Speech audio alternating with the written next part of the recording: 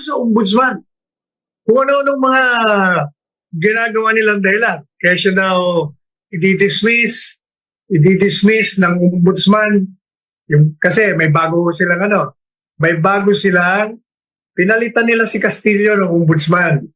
Kumuha sila nitong Vargas na magiging acting ombudsman.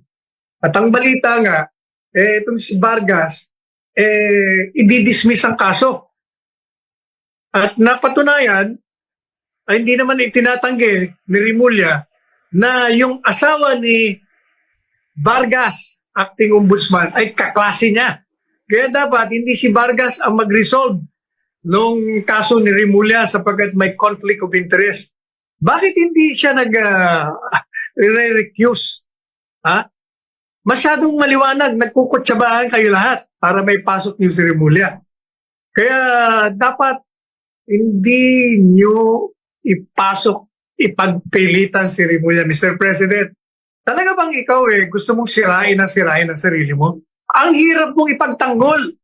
Kasi nga ikaw gumagawa mismo ng kalokohan mo. Kalokohan nila.